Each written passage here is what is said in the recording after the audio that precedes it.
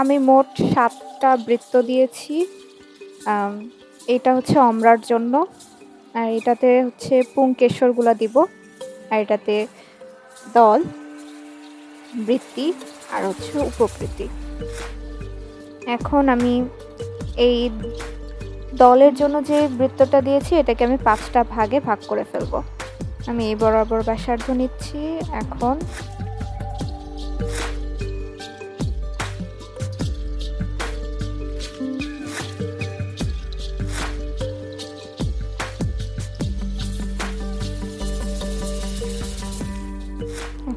অমরাটা যদি পারফেক্টলি আঁকতে যাই তাহলে আমরা এখান দিয়েও দাগ দিয়ে দেব, এইটুকু কিন্তু পুরাটা না।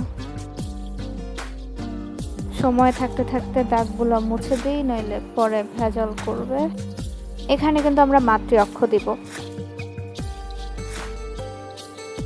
মাতৃ অক্ষটা দিয়েই দিই, কেন এটা খুবই ইম্পর্টেন্ট, আর এটা দিয়ে আর কি আমাদের চিত্রটাকে ঠিকভাবে আঁকতে হবে। অমরাটা কিন্তু মাতৃ অক্ষের দিকে মুখ করে আছে।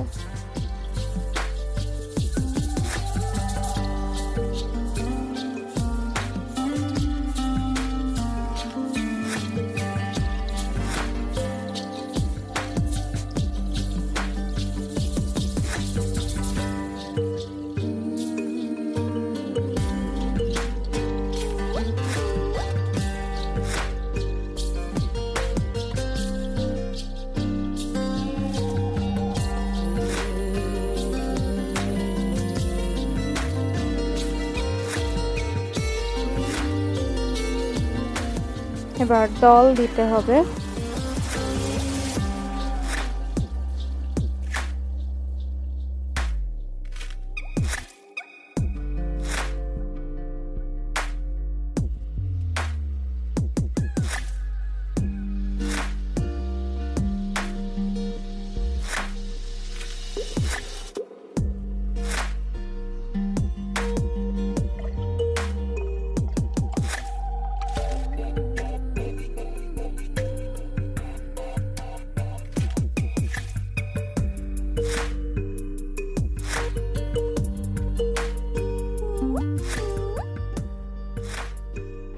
এবার আমাদেরকে বৃত্তি দিতে হবে।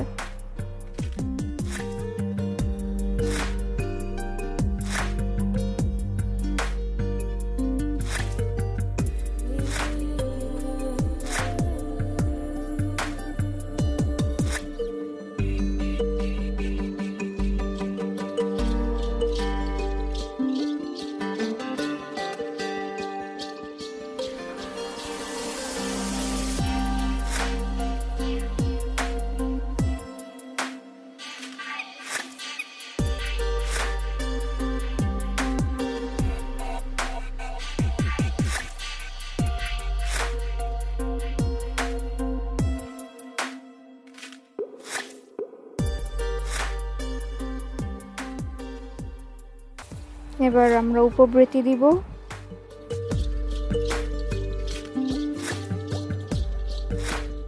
এখন মাতৃ অক্ষের দুই পাশে 2টা উপবৃত্তি থাকবে।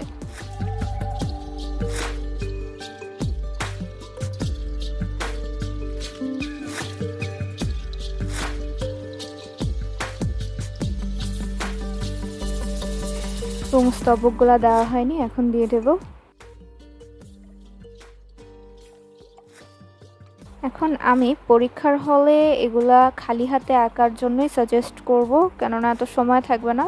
প্র্যাকটিক্যালের জন্য আমরা এরকম অনুপাতগুলো মেনটেন করে আঁকতে পারি, কিন্তু খেয়াল রাখতে হবে মাতৃ অক্ষ এর বরাবর যাতে আমাদের সব অংশগুলো ঠিকঠাক মতো আমরা আঁকি, প্যাটার্নটা যাতে ঠিক থাকে। এখন আমরা দেখি, এটা হচ্ছে গিয়ে স্ত্রী স্তবক, আর এটার অমরা বিন্যাস হচ্ছে গিয়ে অক্ষীয়, আর এগুলো হচ্ছে গিয়ে পুংস্তবক বা পুংকেশর, আর এটা হচ্ছে দল বা পাপড়ি, আর এটা হচ্ছে বৃত্তি, উপবৃত্তি, আর এটা হচ্ছে মাতৃ অক্ষ। খেয়াল করো, মাতৃ অক্ষের একদম বিপরীত দিকে একটা উপবৃত্তি আছে, আর মাতৃ অক্ষটা 2টা উপবৃত্তির মাঝখানে অবস্থান করতেছে। আর মাতৃ অক্ষের এই বরাবর ঠিক সরাসরি আমরা একটা বৃতি দেখতে পাচ্ছি। তারপরে দলটার প্যাটার্নটা এরকম, তারপরে হচ্ছে অমরার প্যাটার্নটা এরকম। হ্যাঁ, এই প্যাটার্নগুলো খেয়াল রেখে আঁকতে হবে। খালি হাতে আঁকলেই চলবে, তবে মাত্রা অক্ষ অনুযায়ী এই প্যাটার্নটা ঠিক রাখতে হবে। আর এটা হচ্ছে গিয়ে টুইস্টেড এস্টিভেশনে আছে দলগুলা।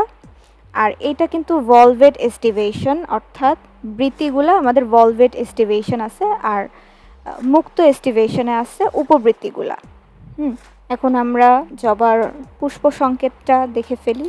এটার কিন্তু মঞ্জুরি উপমঞ্জুরির কোনো কেস নাই, উভলিঙ্গ, যেহেতু স্ত্রী স্তবক এবং পুংস্তবক দুটাই আছে। আর এটা হচ্ছে বহু প্রতিসম, এটা বহু প্রতিসম চিহ্ন। উপবৃত্তি 5টা,